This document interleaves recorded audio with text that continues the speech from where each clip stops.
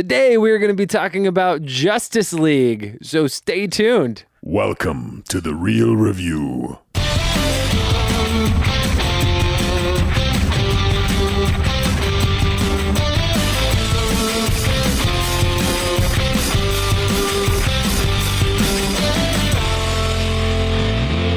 Welcome to The Real Review, sponsored by Parametric and Lazy Ape Studios, where you get some of the latest happenings, real thoughts, and perspectives in the world of film and television. Were you failing there, and then you brought in the country western version? Is that No, I'm just very energetic. It was like at the moment. I'm failing. I gotta get all country here. I got it. No, Yeah. sometimes you got to throw in that country just to, show your roots. Yeah, no, you're doing great. I didn't mean to interrupt the nicknaming. Everybody, ask that. Yeah. I'm here with Joel Pumpkin Pie Cunningham. I like it. Do you know the proper way to eat pumpkin pie? They have a photo of this on Facebook. Yeah, you hide it in whipped cream. Exactly. Exactly. Yeah. That's what I do. That's how I live. I do like the pumpkin pie. I will say my favorite Thanksgiving pie, if I had to choose, is pecan. 100%. You say pecan. I do say pecan. We were having a conversation about the other day. Okay, I say pecan. The reason that I say pecan is because I learned, this sounds totally random, but pecan sandies. I don't call them pecan sandies. Pecan sounds so like... I don't even know what that is. It's I like would call it pecan cookie. sandies. But it sounds so British. It's like, ooh, let's have a pecan pie. You know, it just sounds so like proper. I don't know, man. I'm going way into detail. I'm saying here, yeah. pecan. Okay. Anyways. Fair enough. So today I am here with Matt, CGI Lips. Hey. Oh, yeah. Do you know what I'm talking about? Saying. Yeah. All right. That's a big news story. We're in the middle of Lipgate. That's what I'm calling it. Lipgate. Okay. It's like, Lipgate. out of all the issues, so I like it. We'll probably talk a little bit about this, but yeah. There's this crazy news thing that's going around right now. It's kind of a viral thing where everybody's commenting on the fact that they CGI'd Superman's upper Yeah, lip we knew that to get going rid of his into it, beard. actually. Yeah. Yeah, it looked a little funky. It did look a little bit, just in that opening thing for me. Yeah. Anyways, It so was we're referring to Justice League, obviously. Yeah, Justice League, which we're going to be talking about. Yeah, absolutely. Mm-hmm. And just so you guys just have a quick reminder kind of what we do and how we break this down. You have Joel, who's real analytical, likes to break it all down, super critical style, maybe even gets into negative territory. And I say pecan. Yes, and he says pecan. Yeah. I say And then pecan. I'm a little bit more emotional. Hey, did I have fun? Did it resonate on an emotional level with me? Did it make me cry? Whatever. That's kind of more how I gauge the old cinemas. Did it make me cry? Yeah. Matt's score on a tier score. It's like on a no tears to just sobbing. Yeah. So that's what we got to do. how you I think rank we got to films. do a new ranking system. That's fine. Anyways, Joel. I'm always going to be on the zero. Yeah, you're like, it didn't make me cry, but it was Not wonderful. A single tear was shed. Yeah. Hey, why don't you go ahead and tell everybody how they can connect with us? I'll do that. Get connected. I like that. Yes. It's like an emotional thing. Do it. The best way to get connected with us probably these days is our Facebook, which is facebook.com/Real Review Media, spelled REEL, like the fishing reel. Yeah. Then additionally, we got our website, which is realreviewmedia.com. You can get on there, sign up for our newsletter, which we send out occasionally, not super often, but occasionally. Then additionally, we've got our Instagram, we've got our Twitter, which are both at Real Review Media. And then, as always, we love to hear from you, our listeners, and hear your perspectives and watchers, I should say, for the vidcast. So definitely email us if you get a chance, which is realreviewmedia@gmail.com. We're going to have to, I'm saying this on record, we're going to have to just move over to we have like official Real Review Media email addresses. Yeah. And we've been continuing to use our Gmail because that's just kind of who we're known. We'll have to switch over at some point. Convenience. Yeah, we'll have to switch over at some point. So for those of you that are out there, it's like, what, they can't even afford like a legit email? It's like, no, we have them. We just don't use them. Yeah, we were just, being rebellious in that way. Matt at It's all good. realreviewmedia.com. Give it a try. Matt at realreviewmedia.com. Check it out. But yeah, no, that's how you can get connected with us. Actually, on the YouTube channel, I just did a reaction to the new little teaser for The Incredibles 2. That is true. We have YouTube. Yes, and it's youtube.com/therealreview, but I also did one for the new thriller with the husband and wife couple of John Krasinski and Emily Blunt for A Quiet Place. Okay. Directed by John Krasinski. I haven't seen that one. It looks interesting. I haven't seen the trailer for that one it's yet. kind of got some vibes. I Cool. did a reaction to that. It looks cool. Anyways, Rampage. Rampage. I did a Rampage one too. Yeah, looking forward to that one for Yeah. sure. Anyways, we're going to talk about Justice League All and kind of just diving right into it.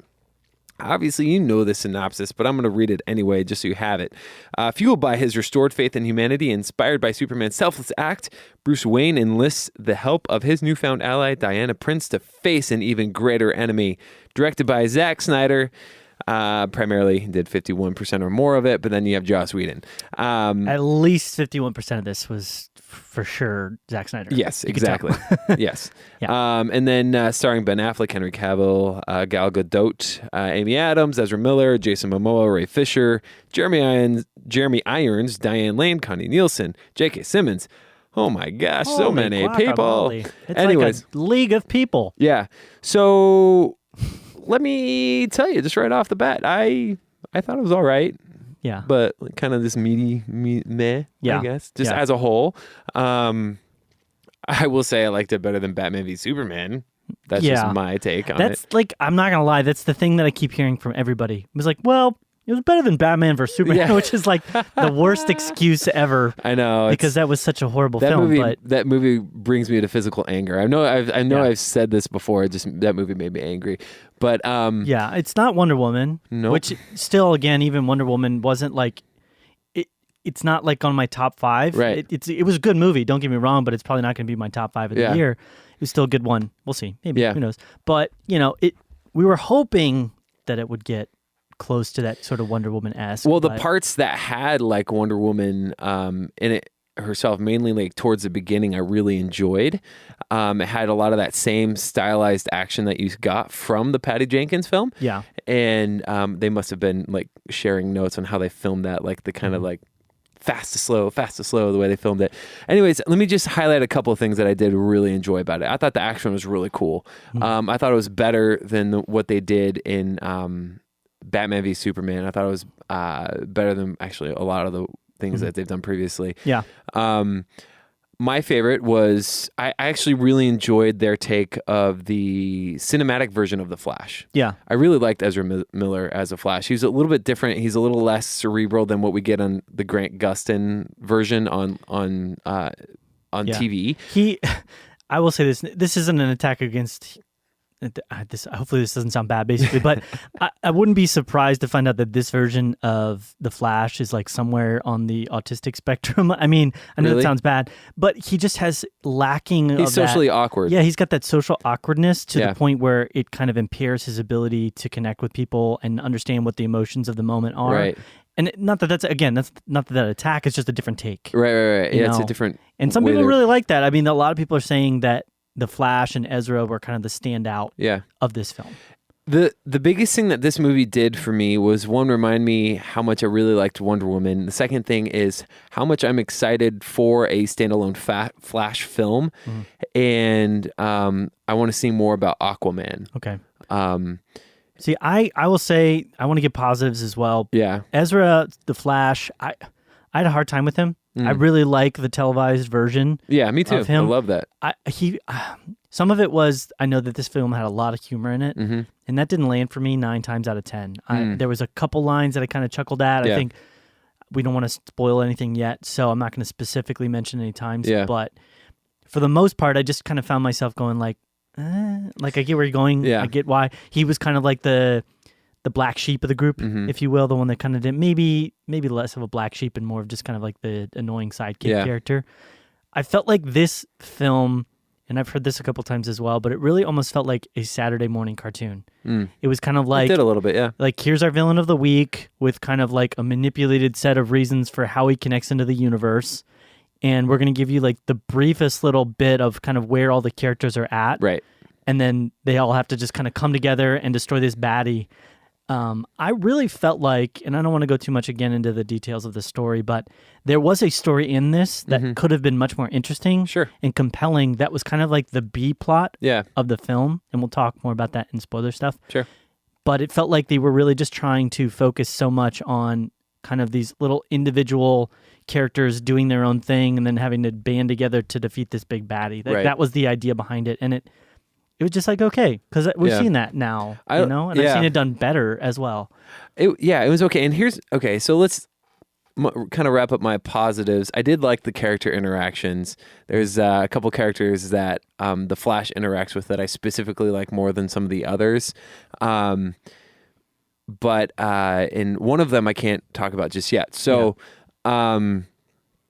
that was a great aspect, but I think the biggest problem for me about this movie, I agree with now that you say the Saturday morning cartoon element of it, is the movie's kind of just forgettable. Right. Like, I'm trying to think about it now, and I thought about it after the fact. I'm like, there's not really any like big standout moments that I'm like, oh, that was cool. But I can't even think about it. Like, I don't even remember some of the details of the movie. It's just very forgettable. Yeah, there's not a lot of strength behind a lot of the moments. Right. Things just kind of happen. Yeah. And again, that kind of embraces that idea of it being like a Saturday morning cartoon. It's made to just kind of give you a sense of like, let's progress things forward enough and make it enjoyable enough that you can kind of watch it and zone out a little bit. You know, big action, big special effects and things, which weren't always the greatest.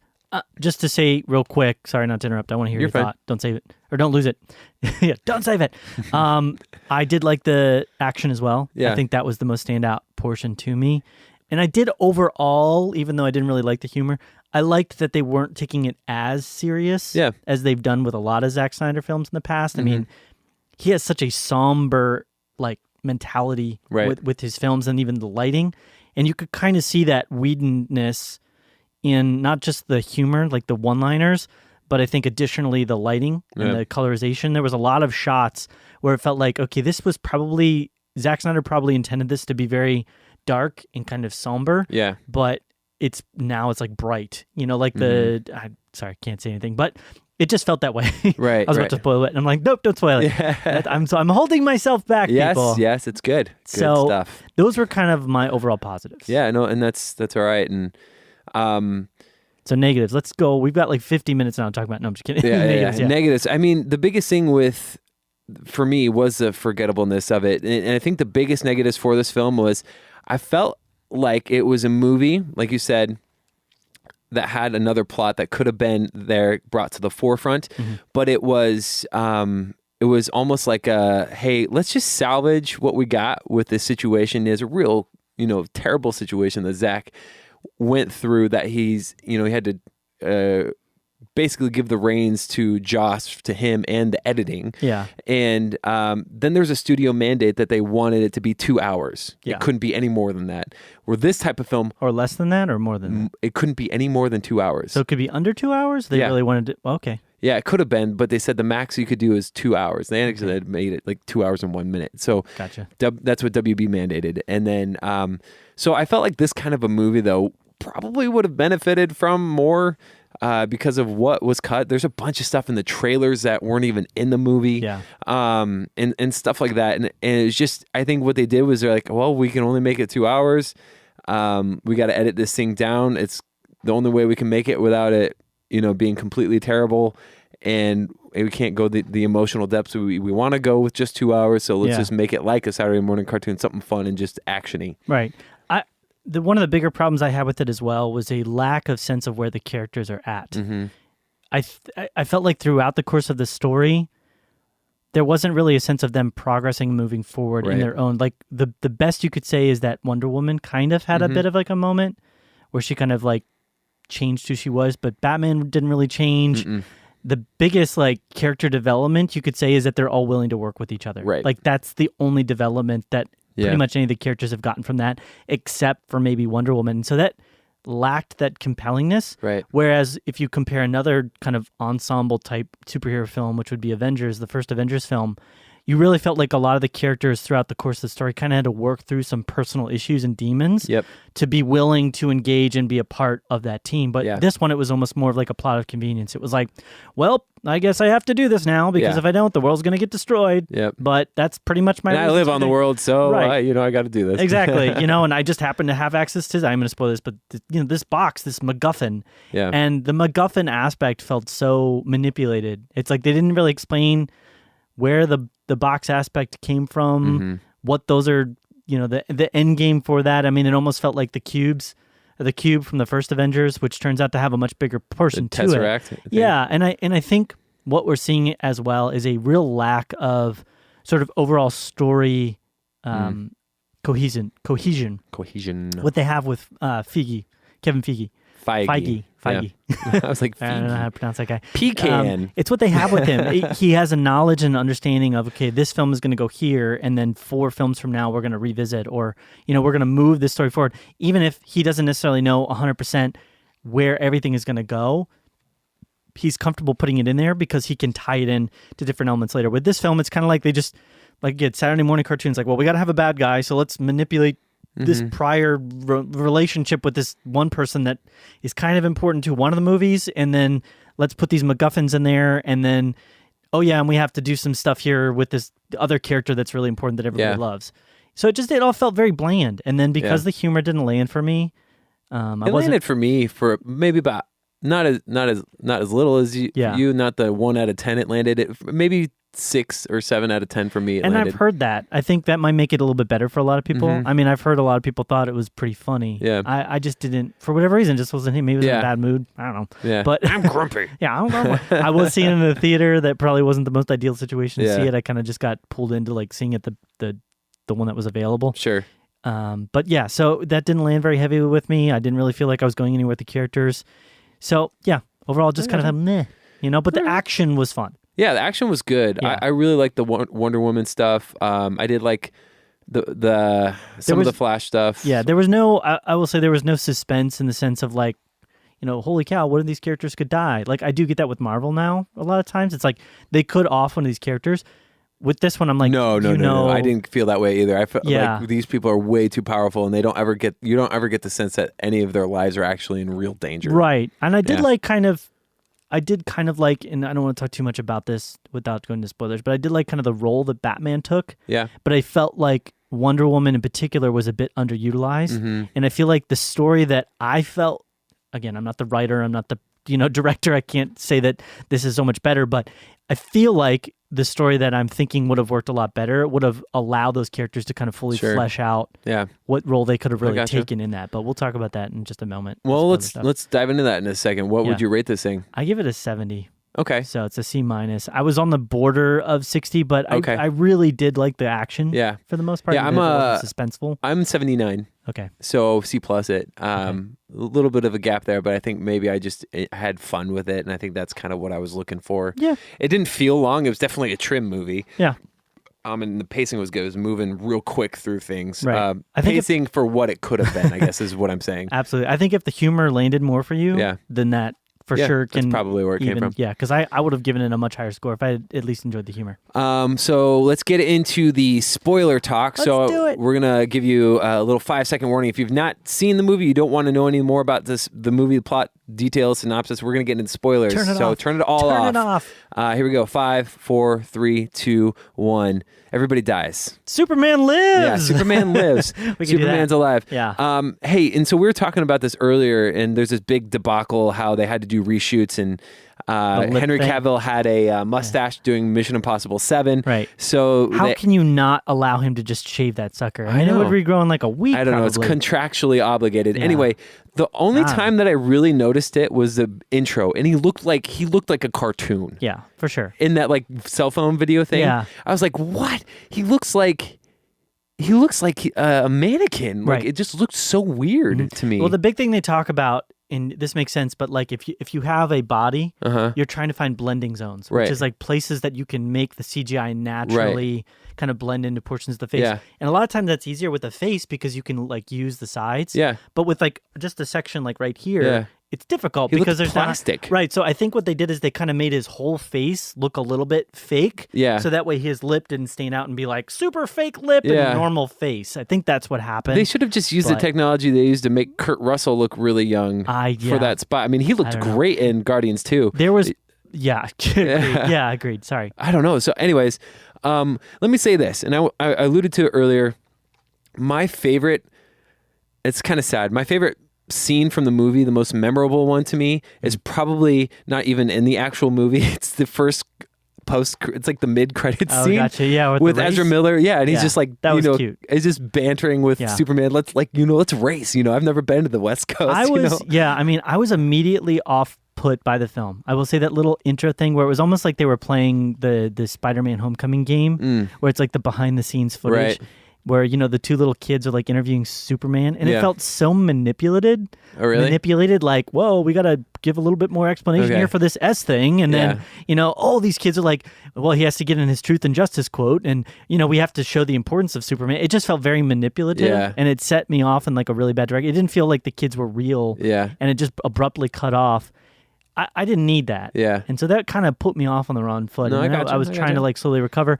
And it didn't start off poorly. I did think it was really funny how, you know, we've gone on all these tremendously huge like things with Batman saving the city, and, you know, all this crazy stuff has happened with them taking on Superman. And we cut to Batman, and he's basically just fighting a burglar on a rooftop, and he's like Right. struggling with it. You know what I mean? Like the guy's like kind of almost getting away and stuff. And you're like, Well, he's This is using Batman, He's using like- the burglar as a way to bring out the parademon. right, but you would have thought like he would have walked out and he would have been like bop, bop, bop, tied him up and then hung him Right. off the rooftop. You know what I mean? And it just, okay. the fact that he's like hiding and he's shooting at him, and like it took like way too long. You know what was cool? I me. totally forgot about this till just now, and this is another part of the problem. I thought everything was pretty forgettable.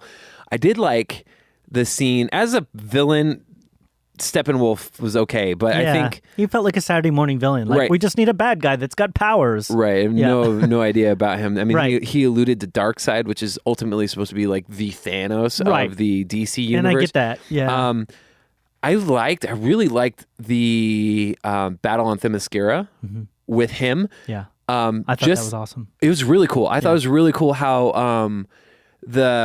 all the Amazonians were basically sacrificing themselves just to get this thing away, and like that whole sequence of them like shooting the arrows and like That was getting creative. it was really cool Yeah. and creative. I was like, this brings kind of heft to like.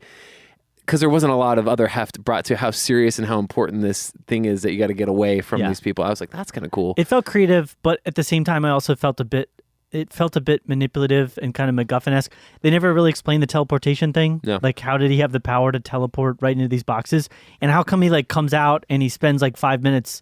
And how did they know that he was going to be there right at that moment? And when he was You know what I talking mean? to Mother, was he talking to Jennifer Lawrence? I don't think so. Okay. I don't think that ties in necessarily. Oh, no, they're not connected. Okay. I mean, things start to break down when you really, that's what I'm saying. It felt like very much like, well, we have to have this power that he's trying to get that once again terraforms the earth. Like Right. it's always we're trying to destroy the earth. there or was terraform the some, earth. it wasn't a sky beam, but it kind of looked like a sky beam It at was the like a end of the sky movie. tube. Are you Yeah. talking about what- At the very end of the movie where it like made that like dome over that village Oh for yeah, just yeah, like yeah, a second yeah. until I thought you were Batman talking took about it his out. teleportation tube. Yeah. That was But weird too. so yeah. many just kind of manipulate. But I was like, okay, you know, we're just kind of Yeah. go along with it. That's kind of what I felt like they were doing. Like, look, guys, things need to happen, so just trust us. Right.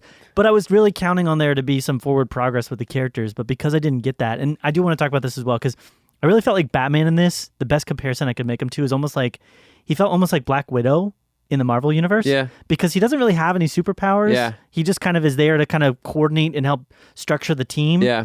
And he's got like all these little gizmos and gadgets. Like I always feel Black Widow's like she's about to lose, and then she pulls out some like gas thing Yeah. or like some like, you know, explosive Electroshock device. thing, yeah. So it was like, okay, so he's kind of like a Black Widow, and he ends up getting beat pretty bad. Yeah. You know what I mean? A couple times. He gets it handed to him several Right. times. So I was fine with that. I really felt like they underutilized Gal Gadot in this though as Wonder Woman. She really felt like she could have, and this is the story. So I want to explain this real quick. I don't want to spend too much time on it, but I don't see why they couldn't have made this film much more like the main plot of the story have been about bringing back Superman. Right. And maybe there was this baddie bad guy that figured out this process of bringing Superman back. It could have Right. been Lex, it could have been somebody else. And they bring Superman back, but they have this power to sort of control him. Or maybe he turns into a bad guy that ends Yeah. up killing the bad guy that brings him back. You know, and then it's this process of them trying to convert him back into like the Superman that we know and we love. Right. And that would have been set up so perfectly with that intro of seeing Superman as this nice guy that's like talking to these kids and everything like that. But it really didn't go that direction. I felt Right. like then Gal Gadot, you know, Wonder Woman could have really stepped up and been kind of like the leader for the group because she's obviously the most powerful besides Superman. Right. You know, so there really could have been this cohesion of them having to work together as a team and also to kind of fix the bad things that they had done Right. or their I don't know, mistakes or whatever you want Yeah. to call it No, that makes from the sense. past. So like that would have been a much more reasonable and interesting story to me, but not introducing the Steppenwolf character that I don't know anything about. The one thing that I would don't connect with at all. Yeah. You know? The one thing that would have been really they should have had more time to is they really rushed the reluctance of Aquaman to be a part of the group. Like, Yeah. he was not really on board, but they, for the sake of bringing it along, they rushed it. And there was a joke that they played that was funny, but it would have been way funnier if they would have shown that reluctance more. Oh yeah, it's the lasso of truth where he's accidentally sitting on it the whole time. And you're like, wow, he's starting to get really deep and I was honest like, here. what is going on here? Yeah. And then like he was, it was good. It's good, but it would have been like bust a gut laughing if you would have gotten more of like beforehand, like of him being really reluctant. Yeah, because he's kind of like, no, I'm not going to join your group. I don't want to. And then he's like, they steal his stuff, and he's like, all right, I'm joining your group now because they stole my stuff. And I'm like that. Yeah, so it's like okay, and then again that I don't know. I just there was just things were just happening. Yeah, it was just kind of like going in that direction. Things are just happening. So the one I will say, I mentioned this as well. A couple things that made me laugh. One in particular, I think the funniest moment for me was actually, I thought it was kind of fun and playful, and it felt like Joss Whedon. The scene where they're racing to go save the people from the little village after like Steppenwolf and he looks over the boxes. Yeah, and he like looks over and Sarah's like, Superman's carrying the building. Yeah, I thought that was funny. Yeah. Superman and the Flash, their interactions was my favorite. That was my favorite. Yeah, agreed. Yeah. And they have this like will they won't they tension between Wonder Woman and Batman, which I'm like thinking, no, that's probably never going to happen. I mean, who knows? Yeah. But other than that, the Cyborg, was it? Yeah. I didn't really. We didn't get a lot of his background. I felt really disconnected from him. Yeah, I mean, he's playing a robot, so that's going to be difficult because you have to be sort of emotionless. Yeah, and so they didn't really play up. There's this tension where he's like half human, half robot, and you can't like differentiate between the two. And they talked about it, but you never really saw that struggle. Right, you never really saw the struggle that he's having as the robot. You never really made sense of that, except for the one point where he like can't control his body and it just decides to attack Superman. For some reason, I'm like, so your body just. You can't like what? When did this? How did this become a thing? That scene I thought was actually okay. If it would have went a little bit longer, it would have been annoying. But I loved how the Flash was like going to do something, but Superman's like equally as fast. So he like looks at him and he's like, and you see Ezra Miller's face just like, I like that fight. I like that fight. Me too. I wanted that.